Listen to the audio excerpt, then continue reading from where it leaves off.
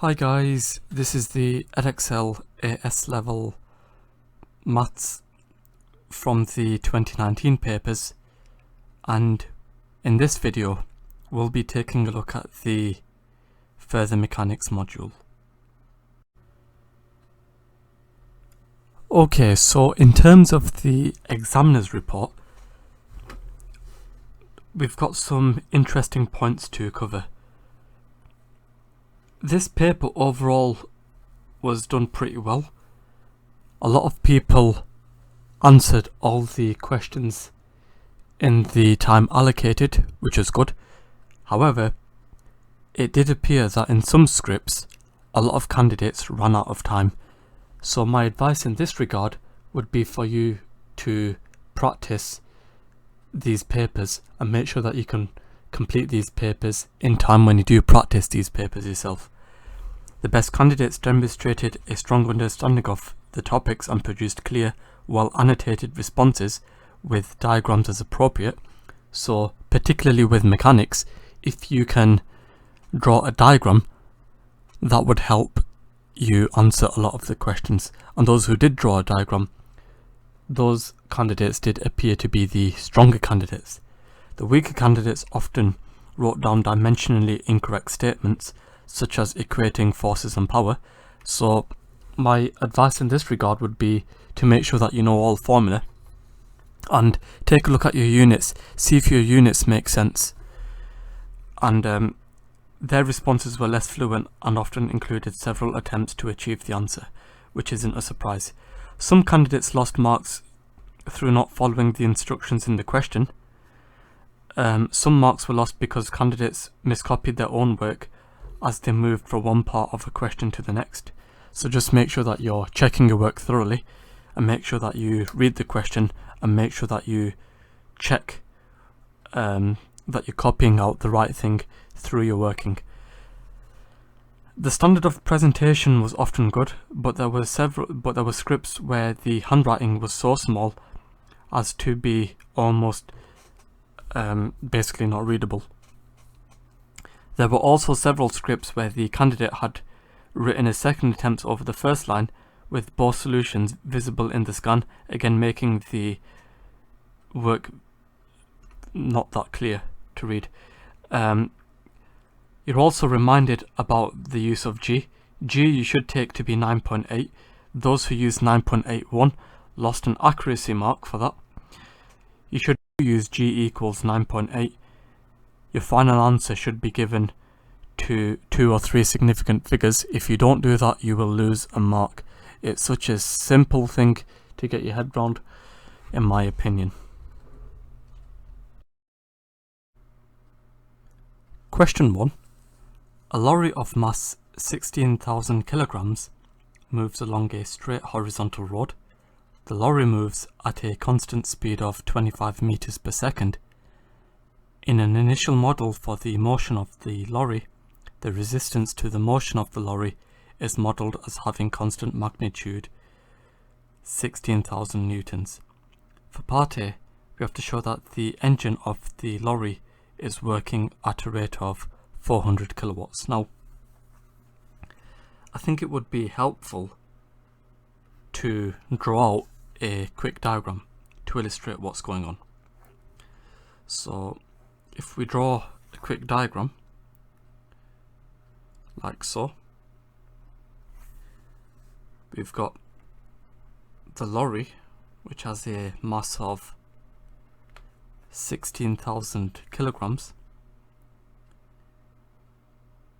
We've got a forward force, we'll call that FD, and we've also got the resistance force 16,000 newtons.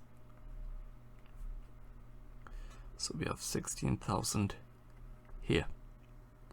And we know that the lorry moves with a constant speed of 25 meters per second. The constant speed suggests to us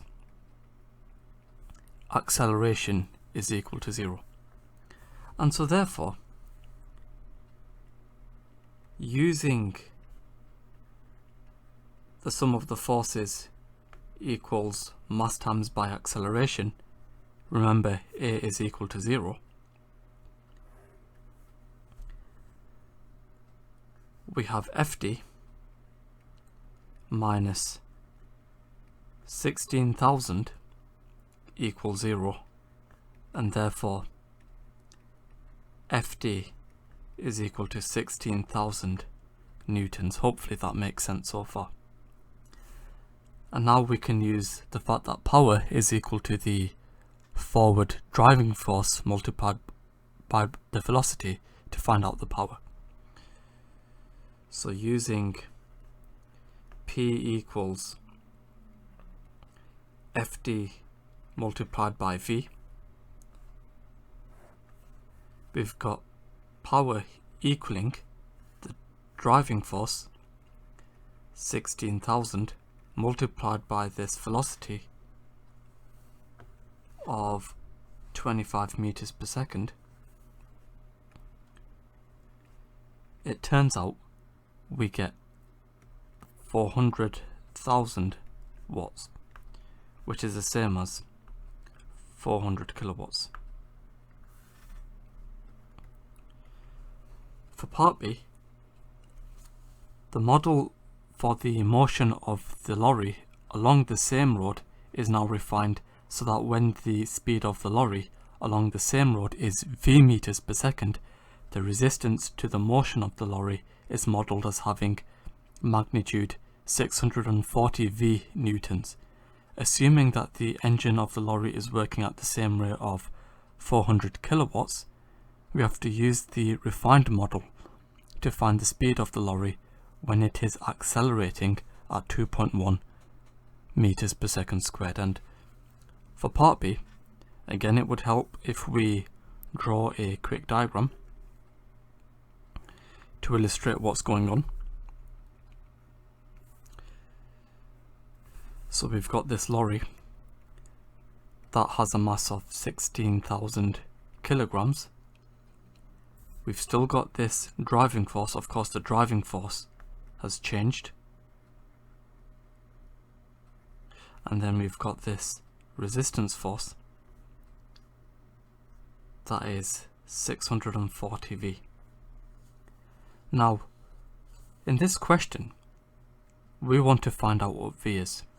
And we can first of all find out what the driving force is in terms of V, and then form an equation in V and solve that equation. So, using P equals Fd multiplied by V,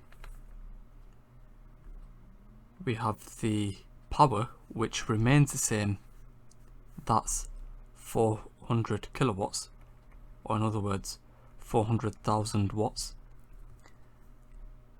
and this is equal to Fd multiplied by V, and therefore Fd is equal to 400,000 over V. Okay, and now we can use F equals ma to find out an equation in terms of V. We already know the acceleration is 2.1 meters per second. So, if we use F equals ma, then we have the sum of the forces. We've got the forward driving force, 400,000 over V, minus 640 V. So this is the sum of the forces, and this is equal to the mass, 16,000, multiplied by the acceleration, 2.1. And if we do a slight bit of rearranging,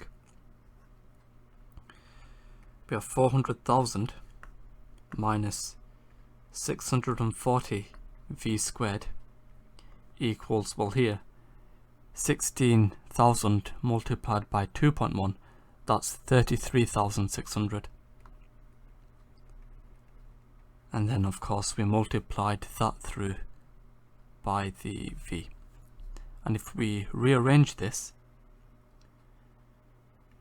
we have 640 v squared plus 33600 v minus 400,000 equals 0.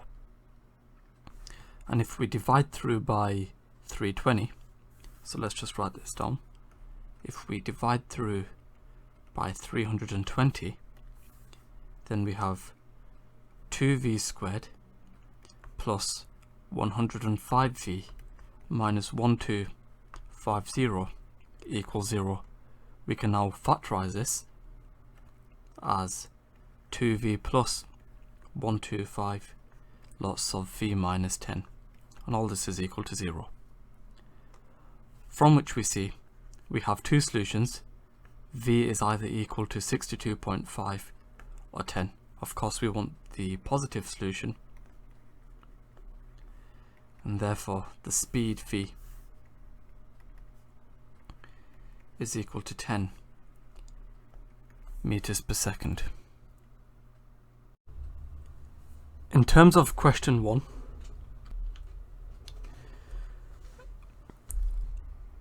for part A of the question, which is worth 4 marks in total, that amount of marks indicated that there's some, basically it's not a simple question. You have to put some sort of effort into this question. It's not as simple as doing 16,000 multiplied by this 25. You have to explain why you're using this 16,000, and it's not even this 16,000 you're using, it's the 16,000 from here, the forward driving force. So you have to explain why, like I did, why you were using this 16,000. Where you've got to show that means that there's some explanation required, and obviously we have to explain why we used the 16,000. A solution which gave no justification scored a maximum of 1 mark, which is quite interesting. Remember, it's a show that question.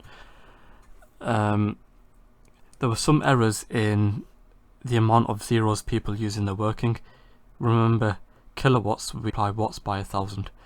So just make sure that you write the correct number of zeros as well. Otherwise you may lose some marks. And for part B,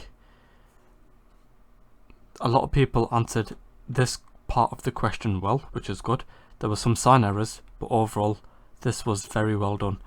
Candidates should bear in mind that if they use a calculator to solve an incorrect quadratic equation showing no working, they will not score the method mark for solving the equation. There were several instances of candidates misreading either the question or their own writing. Many of these examples involve gaining or losing zeros in numbers, but there were also people who used a resistance of 640 newtons instead of 640V, even said 640V.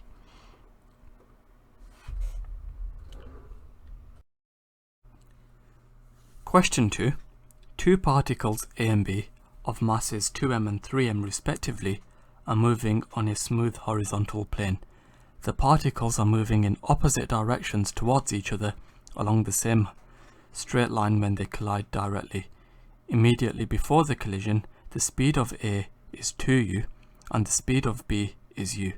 In the collision, the impulse of A on B has magnitude 5mu. For part A, we have to find the coefficient of restitution between A and B. So, I think for this question it would help if we draw on a quick diagram to illustrate what's going on. So we've got the particles A and B shown here, and the situation beforehand, we've got the velocities. We've got A having a velocity of 2u, so a speed of 2u, and B having a speed of u, and they are going towards each other. So this is the situation before. And after, we don't know the directions in which these are moving, so we'll just label them with a general direction as shown. Okay, and well, I think actually it would make sense if they move away from each other after the collision. Okay, so for this question then, we can first of all label these velocities. We'll call this VA and VB, and this is the situation after. We know from the question that in the collision the impulse of A on B has magnitude 5 mu. So this tells us that we need to use the impulse momentum for B. Let's just write that down. So we know the impulse of A on B has magnitude 5 mu, we were told that in the question. Hence, using the impulse momentum principle for B, we have the impulse 5 mu, and this is equal to the mass 3m, that's for B. And then the velocities, we have VB minus u. Okay? Hopefully that makes sense why it's minus u here, because it's going in this direction.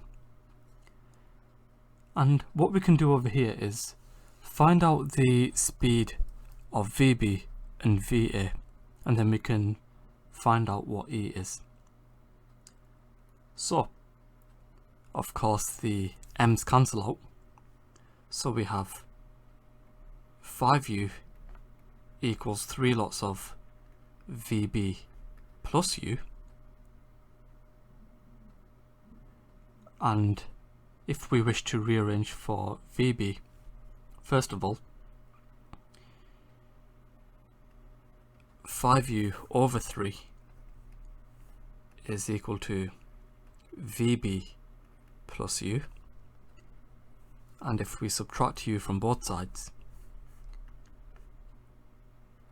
you'd find VB to equal 2u over 3 meters per second. I think it would be a good idea to add this to the diagram. VB is equal to 2 over 3u. Okay? And the next thing we can do is use the conservation of momentum. So now using conservation of momentum,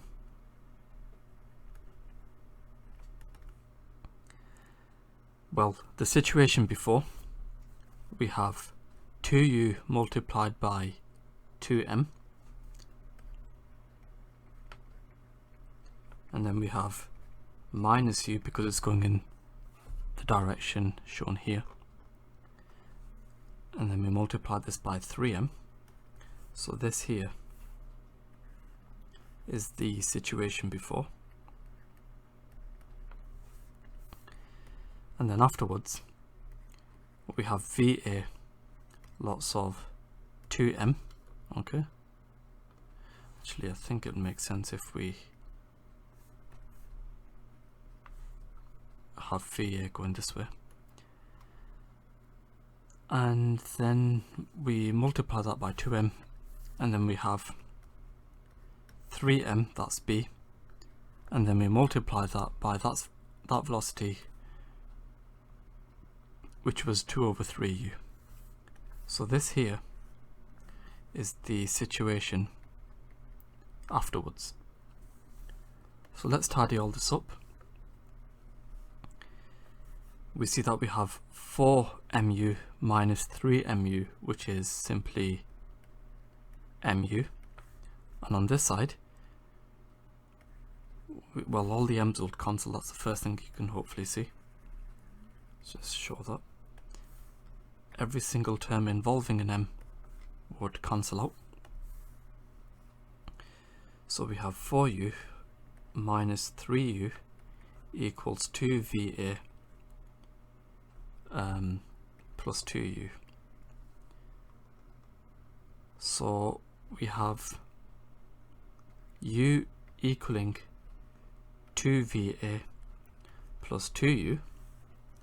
So we have minus u equals 2va, and therefore va is equal to minus u over 2 meters per second. Let's just add this to the diagram. We have minus u over 2. So what does this mean? It means essentially this way va is equal to u over 2. Okay? So hopefully that clarifies things. So it doesn't matter which direction the arrow points towards. You just have to think about this in terms of the signs. Okay, now for the next part of this question, we can use Newton's law to find out what the value of E is. So using Newton's law, E is equal to the speed of separation, okay, over the speed of approach. Okay.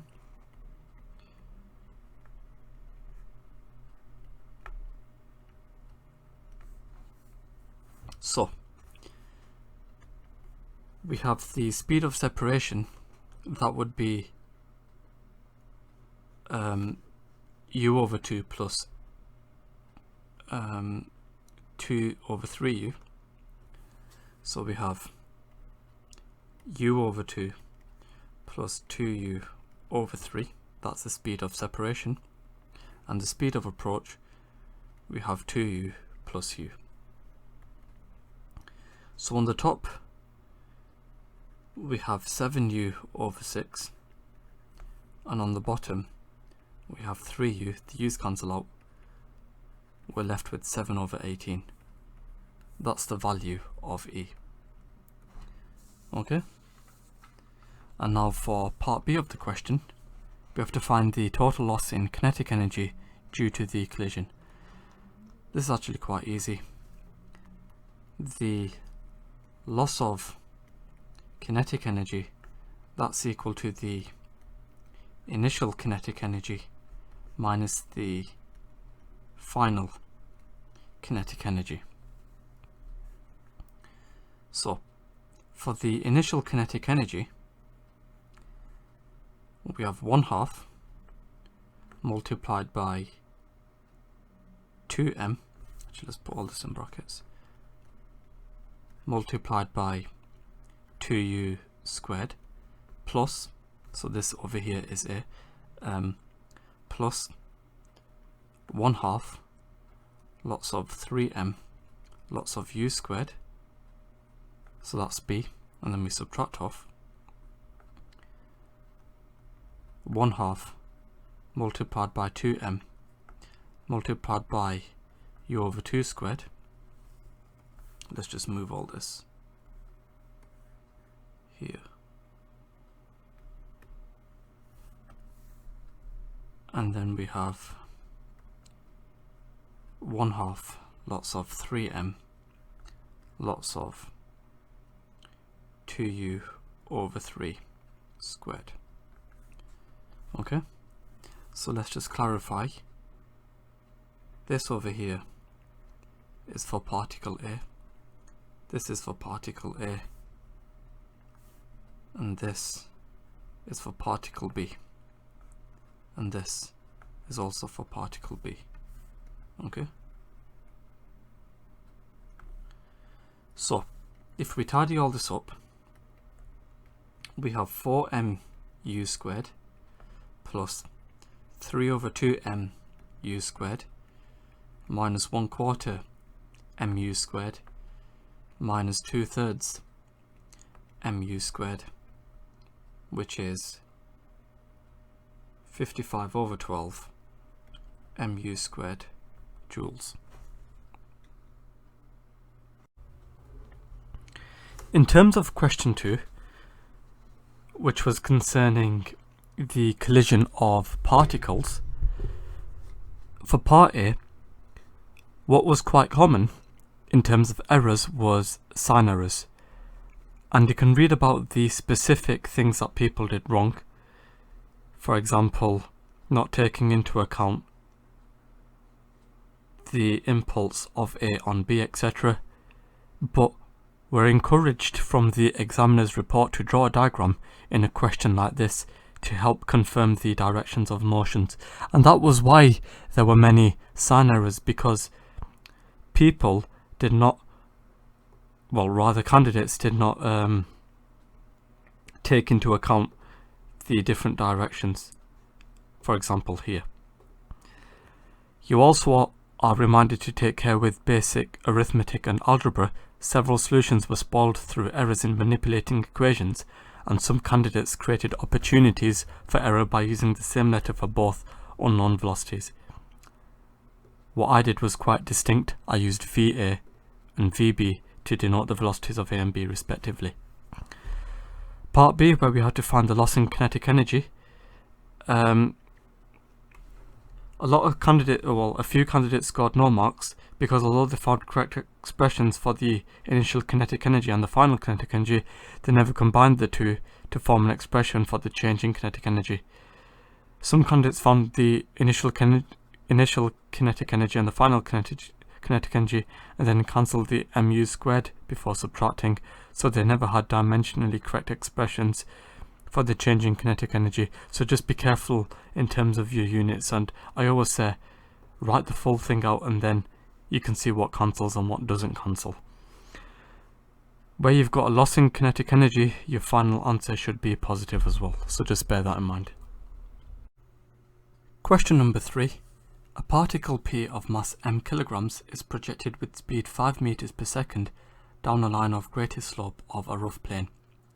The plane is inclined to the horizontal at an angle alpha, where sine alpha is equal to 3/5.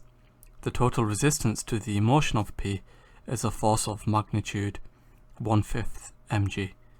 We have to use the work energy principle to find the speed of P at the instant when it has moved a distance 8 meters down the plane from the point of projection. And for this question, I think it would be a good idea to first of all sketch the entire situation, which I'll do now. So having drawn out this situation, we have to first of all use the work energy principle, and essentially we're going to use the work energy principle to find out the speed of P. So if we use the work energy principle, that tells us that the work done against friction, that's equal to the loss in potential energy minus the gain in kinetic energy. Hopefully that makes sense. It starts here at a higher elevation, and then as it goes down it loses potential energy, but it speeds up at the same time, so it gains kinetic energy. So the work done against friction, that's equal to the force times by the distance. So we have this force of magnitude 1/5 mg, and then we multiply that by 8. So that corresponds to the work done against friction, and this is equal to the loss in potential energy.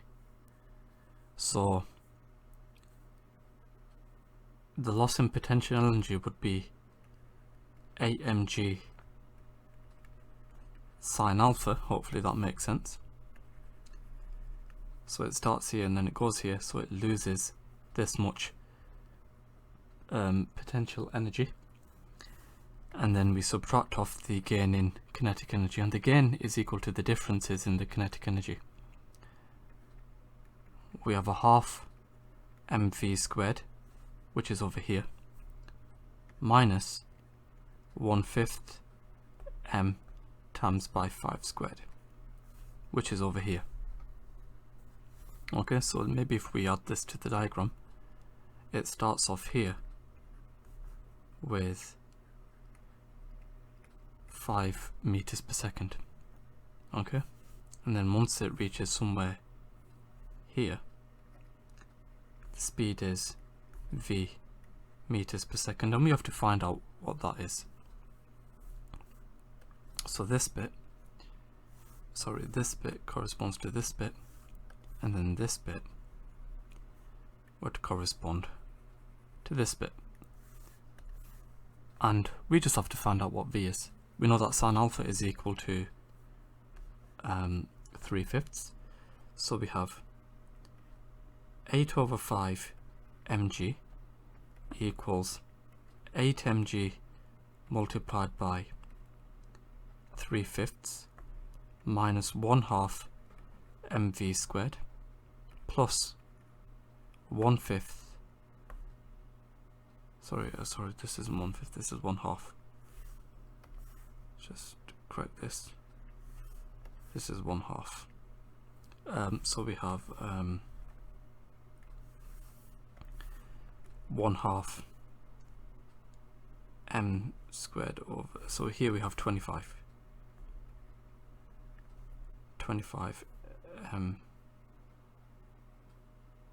over 2m, okay? And hopefully now you can see that all the m's cancel. So we have 8/5g equals 24/5g. So we have 24/5g minus 1/2 v squared plus 25/2. And if I multiply through by 10, so let's just write that down. If we multiply through by 10, 8/5 times by 10, that would be 16. So we have 16g equals 48g minus 1/2 v squared plus 25. Sorry, here we have a half times by 10, which is 5. So we have v squared equaling, if we work this out, so we have if I take this to this side and work it off, so we have 48 times by 9.8, and then be plus 25, and then we subtract off 16 lots of 9.8, and if we divide this by 5, if I do this properly, sorry, you're supposed to end up with 87.72, okay? And if we square root this, v is equal to 9.37 meters per second, obviously rounded off to 3 significant figures. In terms of question 3, where we had to use the work energy principle, some candidates used SUVATs to solve this question, and although they got the correct answer, the problem in this question was that because we were told to use the work energy principle, using SUVATs got no marks. So make sure that you read the question in this regard. The most common errors were to assume that the initial kinetic energy was 0, or to overlook the work done against the resistance. So that's on about this bit and this bit. The initial kinetic energy wasn't 0, it was 5, because it's projected with a speed of 5 initially, and then its speed here, 8 meters down the slope, was v meters per second, and you had to calculate what v was. Having told that the plane was rough, some candidates engaged in unnecessary work to find the coefficient of friction between the particle and the plane. There was no need to do that. And just as a tip, if the plane was rough, you'd be told the coefficient of friction is either as an unknown or as a value that you know. There were again sign errors, and that's probably here somewhere. And you should also be reminded that when you use G, that's 9.8, your final answer should be given to 2 or 3 significant figures.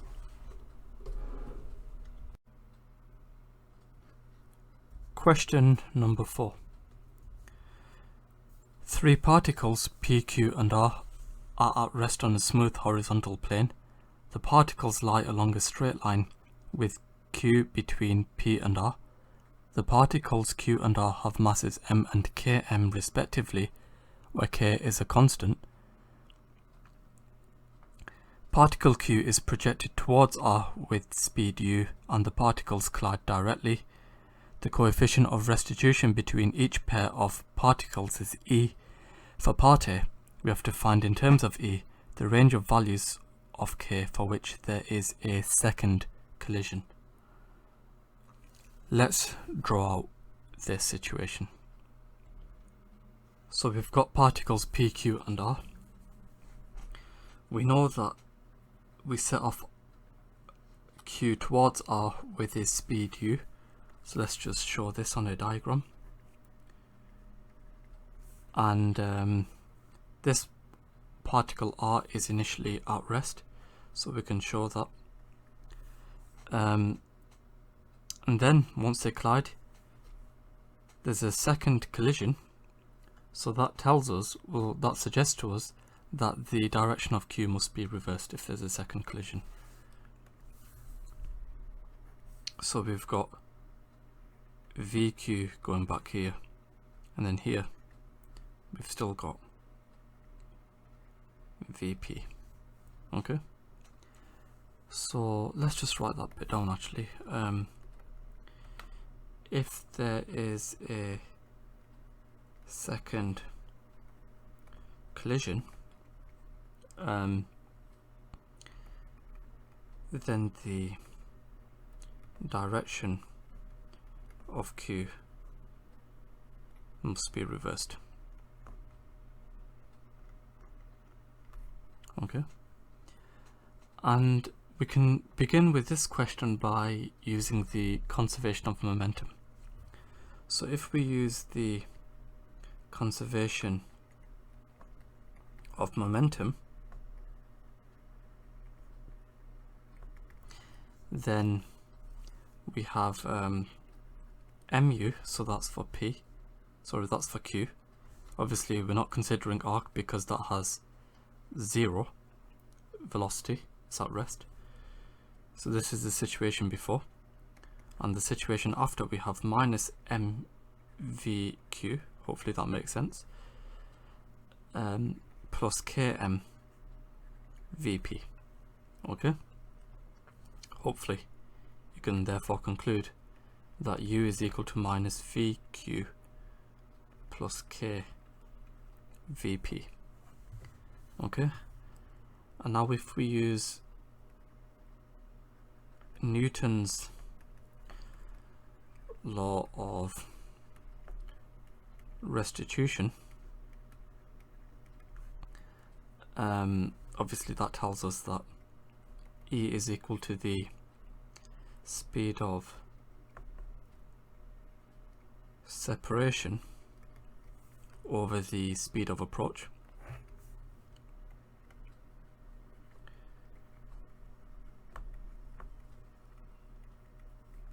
So the speed of separation, that's obviously VQ plus VP,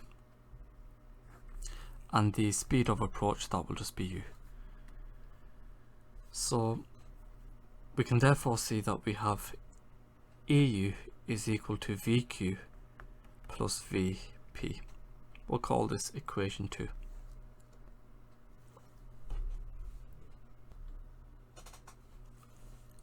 Now we can solve these equations simultaneously. And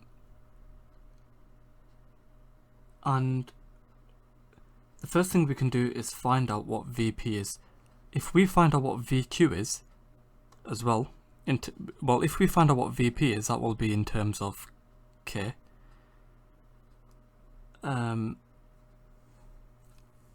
We can then find out what VQ is and then use the fact that there's a second collision and the direction must be reversed to find some sort of an inequality, because the fact that it says range of values suggests to us that we need to find an inequality at some point.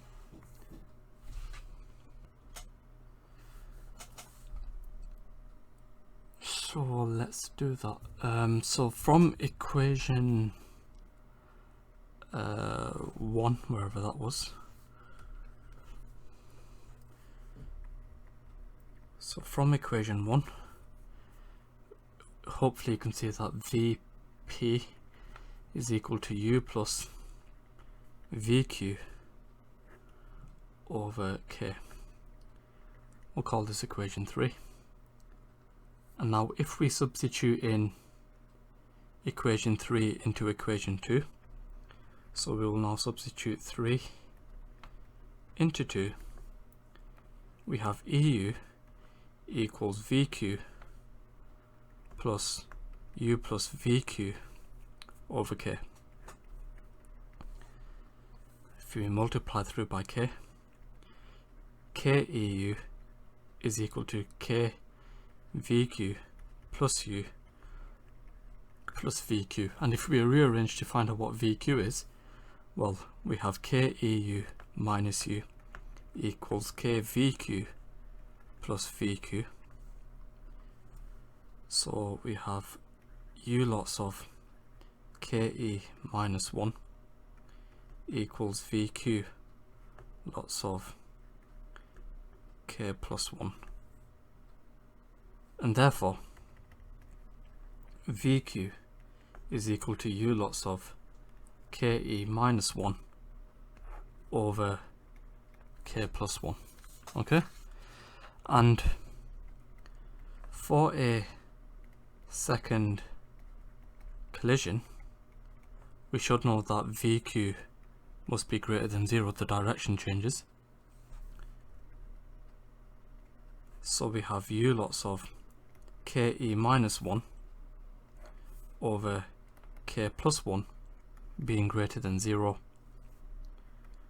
KE minus 1 is greater than 0, and therefore K is greater than 1 over E. Okay? And now for part B,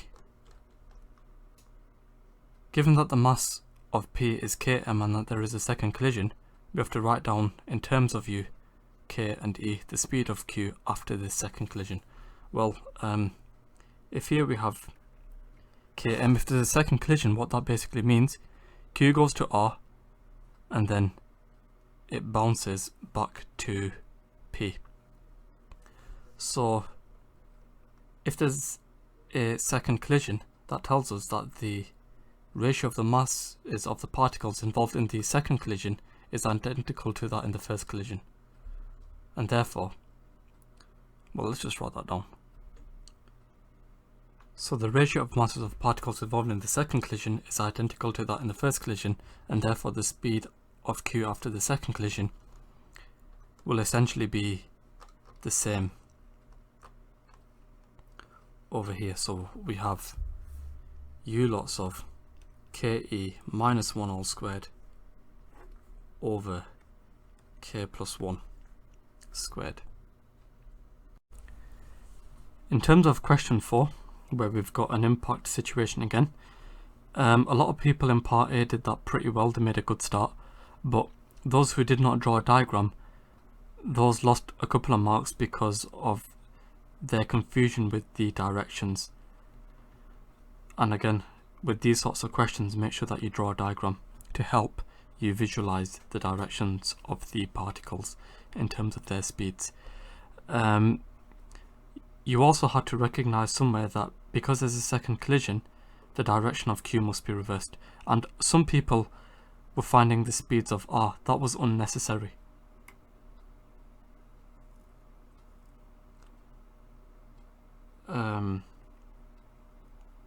There was no need to do that.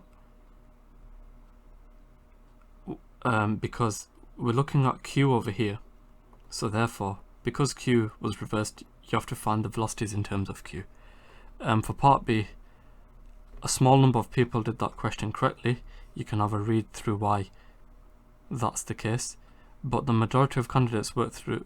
But there were two ways to do it: the way I discussed in the solution, or to work through the entire thing again from scratch. Those who did work through the entire thing from scratch lost marks because of algebra or some arithmetic errors in their working.